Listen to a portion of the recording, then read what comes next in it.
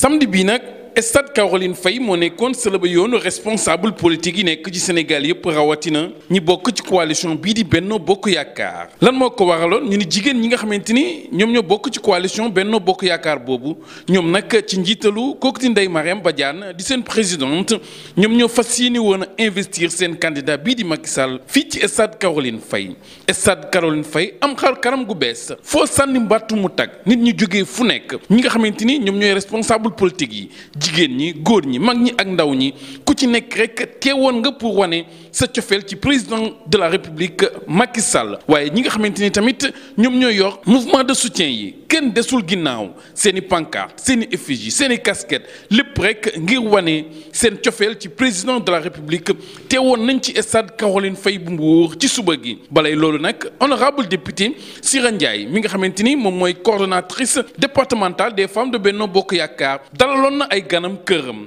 ñi nga xamante ni ñoom ñooy délégation bi jóge woon Dakar ñoom it ñi ngi woon foofu ca kër honorable député Sira Ndiaye sunu naataango bii di Aïda moo ñu fa teewaloon. chers téléspectateurs nuyu naa leen yéen ñëpp di leen ziar tey nag ñu ngi fi nga xamante ne nii mooy buntu kër honorable député Sira Ndiaye macha allah gis ngeen forte délégation bi nga xamante ne nii moo nekk ci sama ginnaaw di préparer pour dem fi nga xamante ne nii mooy stade waaye balaa boobu dañuy daal di dugg ci biir daal di xool li nga xamante ne nii mooy ambiance bi fi am parce que macha allah gis nañ fi xeet bu nekk gis nañ fi tamit askan wu nekk xeet yi bari nañ fi séeréer yaa ngi fi njaago yaa ngi fi waaye saraxulle yaa ngi fi waaye tamit li nga xamante ne nii mooy askanu lébu ñoo ngi fi fas yéenee def gumbe bu am solo damay daal di ànd rek ak sama caméraman balaa ñuy dem stade ñu xool ambiance bi nga xamante ni moo am fi sama caméraman topp ma ñu dem.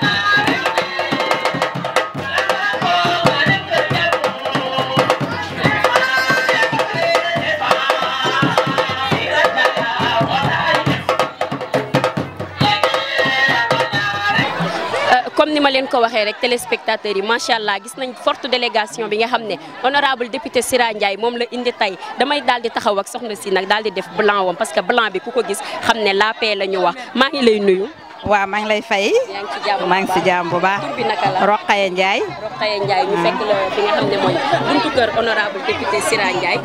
sa teewaay fii lan moo ko waral. waa sama teewaay fii mooy honorable député rek Sira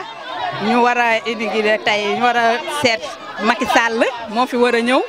ñu war ko teeru war a def ba mu baax comme d'habitude rek ñun xam nga waa kër Sira yi moom fu ñu dajee rek dañuy def ba mu baax comme d'habitude rek xoolal à suivre la ci kanam. ñun gis nañ fi délégation bu nekk gis nañ fi xeet bu nekk ban ambiance ngeen pare indi tey. tey ambiance yëpp comme d'habitude rek yow yaa ñu gën a xam comme ambiance niñ ko fi naan defee rek ndax ñun heure bu ñu dajee rek dañuy wàccee tey nag dañoo bëgg a wàcce Mbour ba 0,, dañoo bëgg a teeru suñu président Macky Sall ba mu xam ne Mbour ñu ngi ci ginnaawam Mbour ñu ngi ci ginnaaw honorable député Sira Ndiaye comme d'habitude niñ ko daan defee rek ànd ak moom gunge ko stade def wàcce stade ba 0. Mama Dib nag ku ko xam ne ci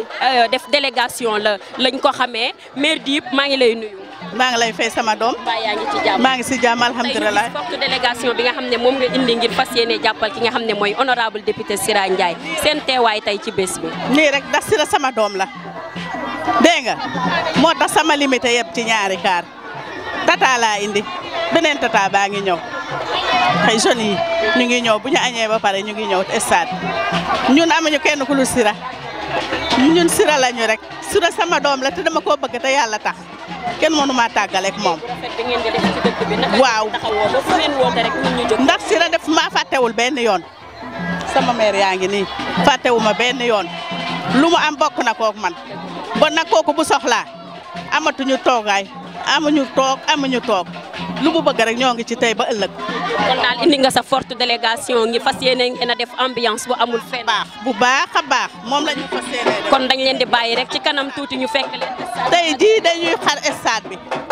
Sira rek. merci beaucoup comme téléspectateurs yi ni ma leen ko waxee rek dañuy daal di àgg ci biir ba léegi rek daal di xool délégation yi nga xam ne ñoo yegg si léegi ñoo ngi fii nag fi nga xamante ne ni mooy tefes fi nga xam ne fi la honorable député Sira Ndiaye cosaanoo ba tax na lépp lu mu am rek da ko fas yéene di bokk ak waa dëkkam waaye da koo fas yéene bokk ak waa quartier am waaye da koo fas yéene bokk ak population Mbour parce que nee na moom Mbour a ko ñor dañuy daal di doxantu rek daal di xool ci biir naka la ambiance bi demee ci biir.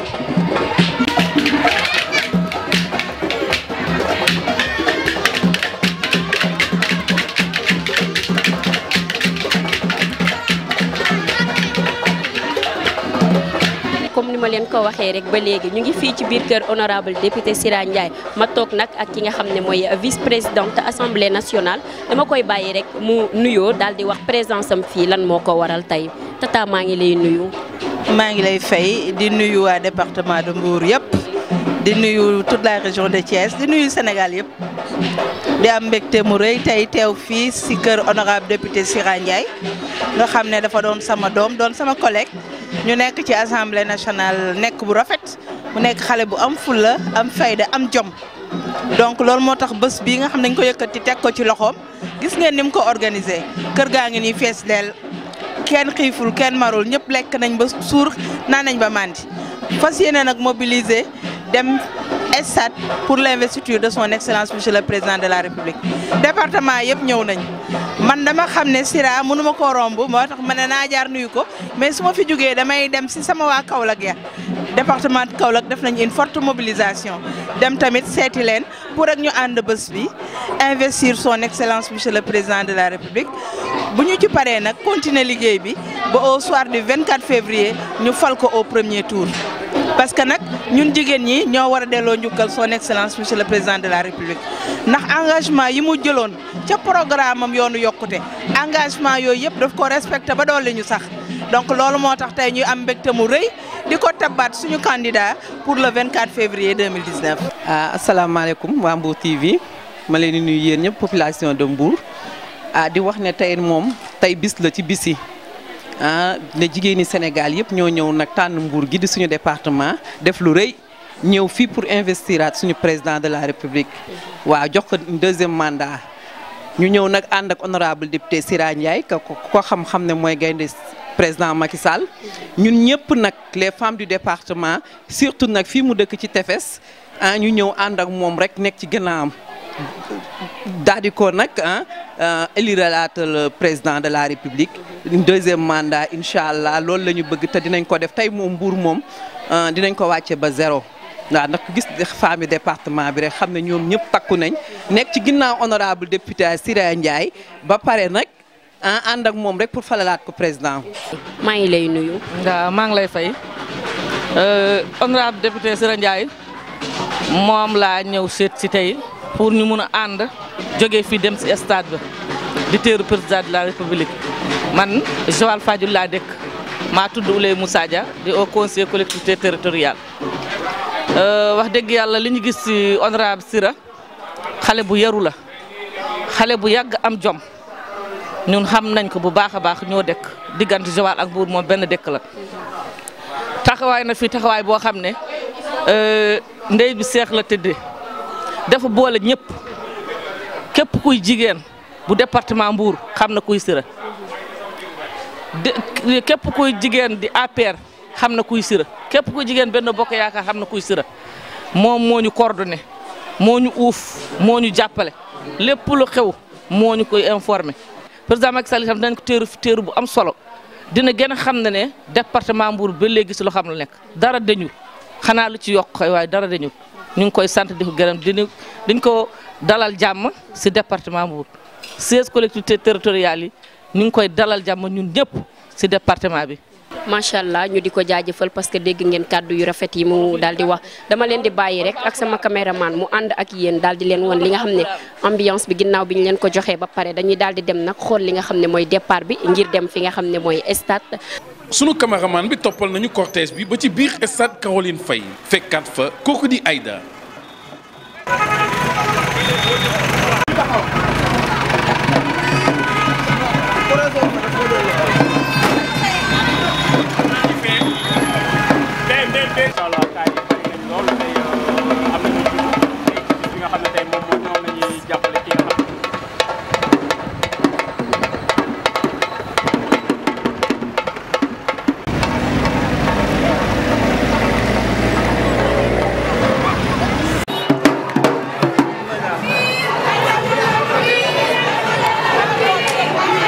comme ni ma leen ko waxee woon nag ñu ngi fii ci biir stade Caroline Faye gis ngeen nag autorités yi nga xam ne nii jot nañ fi jaar parce que boobu ba léegi defe naa sama waa régie ñu ngi leen di jox entrée yi nga xam ne mooy autorités yi nga xam ne teew nañ fii. damay daal di ànd ak sama caméraman rek ñu xool public bi seen réaction par rapport ak li nga xam ne moo fi nekk tey ci doomu aadama parce que tey daal stade bi fu waay sànni mbatt mu tag. comme ni ko waa kër honorable député Sira Ndiaye waxee woon parce que ñoom nee nañ dañoo fas yéenee wàccee stade bi ba mu wàcc ba zéro defe naa ne nag loolu mu ngi koy commencé di wane parce que ambiance yi bari nañ macha allah ku nekk ak sa équipe dañuy daal di ànd rek daal di xool lan moo fi jot a am ci biir stade bi ñu dellu siwaat ak sama caméraman merci beaucoup. waaw man la Nogay Mboup responsable APR au niveau de la diaspora sénégalaise au niveau des États-Unis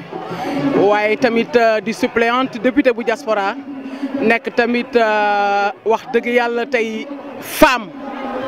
femme sénégalaise bu ñëw tey ci bis bu mag bi.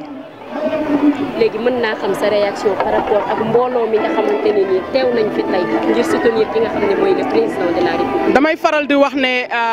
la population va répondre à l'appel du président Macky Sall ndaxte bilan la liggéey déggoon nga ci ay jamono dañ daan wax ak moom kenn mu wuyu du wuyu ñu naan dafa noppi dafa ñàngal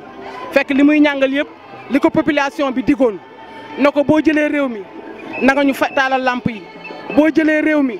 na nga ñu wàññil dund gi boo jëlee réew mi na nga ñu wàññil gaz bi boo jëlee réew mi na nga ñu xentul pétrole mu jël réew mi pétrole bi bënn mu jël réew mi gaz yi manqué loolu moom nga gis tey moom la sénégalais yi wuy si 45 départements diaspora sénégalaise 15e région ñëw moo tax tey lii mu ñu bett xanaa li ñuy yaakaar kay mooy fan la ñuy jubilé bisu le 24 février ndax xam nga ne tey sénégalais yi góor ak jigéen mag ak ndaw jeunesse bi wuy si na tey yaram daw na. kaddu yi rafet na ñu gis ne nag li nekk ci biti te duggagu ñoo ëpp fuuf li ci biir stade bi parce que déjà stade bi fees na dell croisement Saly la embouteillage commencé ba ci stade bi kenn du président. jërëjëf ñu ngi gërëm waa Mbour di gërëm ki ñu fi fekk tamit muy suñu responsable xam ngeen ne Ousmane Tanor Dieng macha allah bi mu ànd ak benn bokk yaakaar ba léegi diriger parti socialiste bàyyiwul benn yoon tey ji gis nga ne agsi na waaye ça fait 1 heure de temps mënul dugg. te ñu ngi xaar muy dugg di responsable kon li dafay wane na rek 24 février daal. stade Caroline Faye fees dell foo sànni mbattu mu tag kii di président Ousmane Tanor Dieng mi nga xamante ni moom moo jiite pôle parrainage bu Benno Bokk Yaakaar bu région bu Thiès ànd ak ay ministres ay directeurs généraux ànd ak ay responsables politiques ñoom ñëpp nag ñëw ci biir stade Caroline Faye bu Mbour ngir fekkee si investiture jigéen ñooñu jigéen ñi nga xamante ni ñoom ñoo bokk ci diaspora bi jigéen ñi bokk ci àdduna wërngal këpp 45 départements yi ñi ngi woon teew ci stade Caroline Faye cortège Ousmane Tanor Dieng bi amoon jafe-jafe sax dugg ci biir stade bi ndax mbooloo mu bari.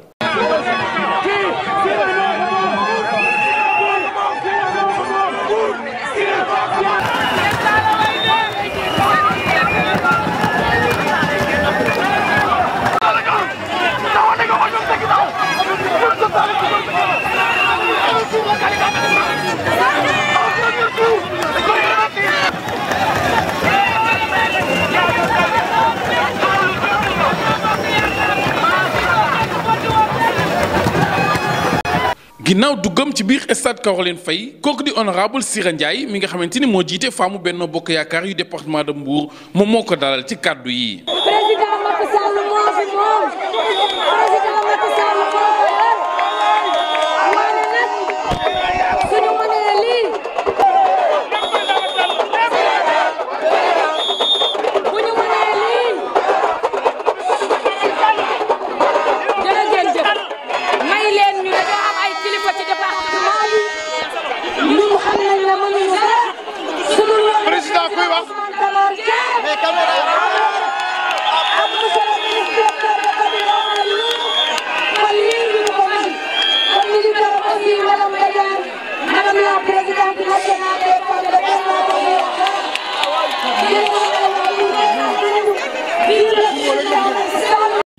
delluwaat ñaax jigéen ñi waaye tamit xamal leen ni rek deuxième mandat moom ci premier tour ci ñoom jigéen ñi rek la ajo kooku di la présidente de la convention nationale des femmes di Ndeye Marème Badiane moo yëkkati yooyu kàddu ñu teewlu. La messe est dite, gagné nañu ba pare alhamdulilah rabbi alamin lii dal na xel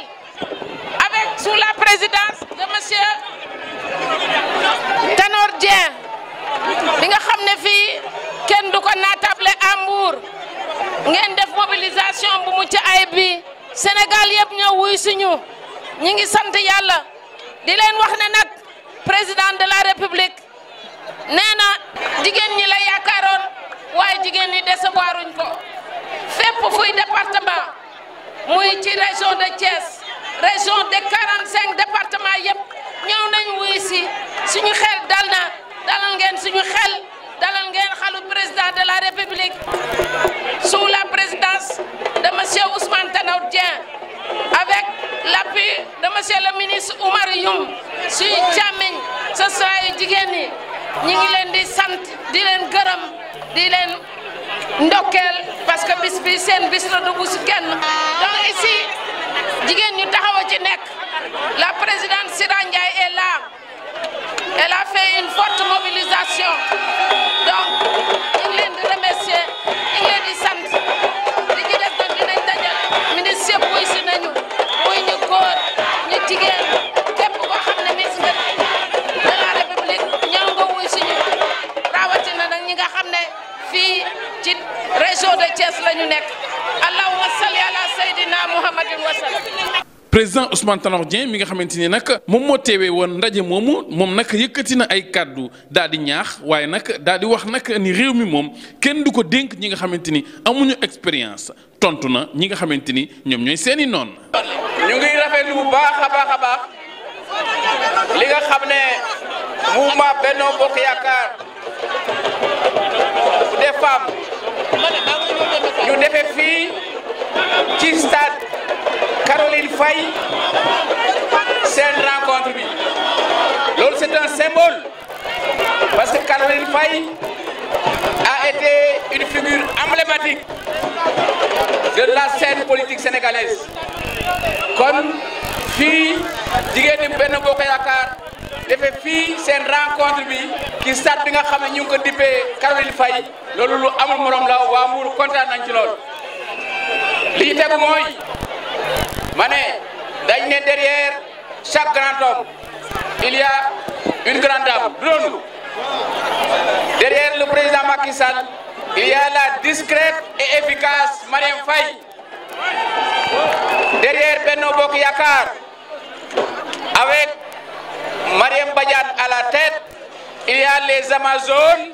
ñi nga xam ne ñoo nekk ci gannaaw góor ñi nga xam ne ñoo nekk ci Benno Bokk Yaakaar kon nag ñu ngi leen koy ñu ngi rafet lu baax tey incha allah mooy 24 novembre dama ne dans 2 mois jour pour jour ce sera le 24 février abul nelew abul noppaleku il faut tous les jours toutes les heures travailler et chacun se dise est-ce que moi j'ai fait ce que je dois faire pour Macky Sall soit président de la République et le fasse toutes les heures. Macky Sall jar na ko c'est le meilleur profil c'est le meilleur candidat c'est qui a la plus grande expérience kon nag c'est lui qu'il nous faut à la tête du Sénégal en ce monde aussi trouble. On ne va pas dans une situation aussi compliquée aussi complexe dans le monde mais laisser le gouverneur du pays entre des mains inexpertes kon nag ñu leen di gërëm bu baax bu dara sedd jusqu'au 24 février ñu gagné bi à plus de 70% ne vive le président Macky Sall pour que vive Benno Bokk Yaakaar pour que vive le Sénégal jërë ngeen jëf. convention nationale des femmes de Benno Bokk Yaakaar li ñu bëggoon am nañ ko muy nag mobiliser Sénégal yëpp àdduna wërngal këpp ci stade Caroline Faye bu Mbour moo taxit stade ba feesoon na dell mobilisation moom kenn waxatu ko foo sànni mbattu rek tagoon na ci biir stade bi ba kenn amul fu mu taxaw jigéen ñi nag nee nañ benn combat rek moom moo leen dese muy le 24 février ñoom jigéen ñi ñoom ñoo ko engagé pour tabb président de la République deuxième mandat ci premier tour.